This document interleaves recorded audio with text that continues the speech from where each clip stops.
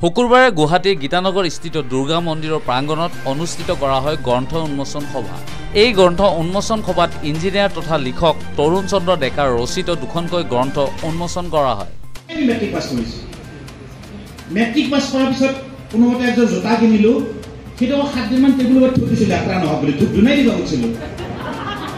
That was our life, no? এইটো আমাৰ যাত্ৰা আছিলে।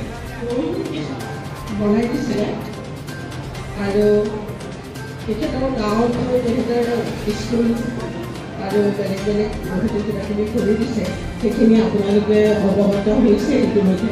সেইখিনি কথা লিখক তৰুণ চন্দ্ৰ ডেকাৰ ৰচিত প্ৰথমখন গ্ৰন্থ এখন বিশাল হৃদয়।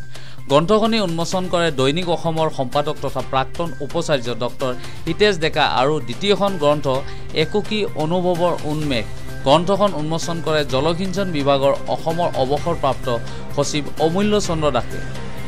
গম্ভীৰ্যপূৰ্ণ এই গ্ৰন্থ উন্মোচনী সভাত উপস্থিত থাকে কেইবাগৰাকী গণ্যমান্য ব্যক্তিৰ লগতে যথেষ্ট সংখ্যক লোক।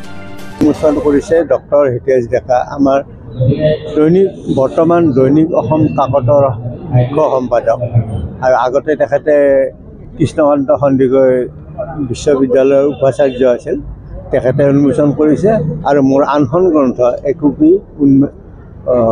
অনুভৱৰ উন্মেষ, সেইখন গ্ৰন্থ আমাৰ জলসিঞ্চন বিভাগৰ অৱসৰপ্ৰাপ্ত সচিব অমূল্য চন্দ্ৰ দাসে উন্মোচন কৰিছে। প্ৰথম গ্ৰন্থখনত মোৰ বিষয়ে মোক লগ পোৱা বিভিন্নজনে মোৰ শৈশৱৰ পৰা আৰম্ভ কৰি আজিৰ তাৰিখলৈ, বৰ্তমান মোৰ বয়স 84 বছৰ, এই বয়সলৈ মোৰ বিষয়ে তেওঁলোকে মোক যেনেভাৱে পাইছে, যেনেভাৱে জানিছে, তেওঁলোকে লিখিছে আৰু মোৰ কেইটামান সাক্ষাৎকাৰো লৈছে। সেইখন গ্ৰন্থত সেইবিলাক কথা সন্নিৱিষ্ট কৰা হৈছে। আৰু একোকি অনুভৱৰ উন্মেষখনত মই আমাৰ অঞ্চলৰ বিভিন্নজন ব্যক্তিৰ বিষয়ে, কেইবাজনো শিক্ষাগুৰুৰ বিষয়ে, মোৰ মাৰ্গদৰ্শক কেইবাজনো শিক্ষাগুৰুৰ বিষয়ে মই লিখিছিলোঁ তেওঁলোকৰ স্মৃতি গ্ৰন্থবিলাকত। সেইবিলাককে গোটাই সেইখন হেৰি কৰা আছে। আৰু মোৰ নিজা কিছুমান লিখাও আছে, এটা কবিতাও আছে তাতে। সেই কথাখিনি সেইখন থৈছোঁ যাতে উত্তৰ পুৰুষে পাছত কেতিয়াবা সেইবিলাক পঢ়ি মোৰ শিক্ষাগুৰুসকলৰ কথা, আমাৰ সেই অঞ্চলৰ বিশিষ্ট ব্যক্তিবিলাকৰ কথা জানিব পাৰে।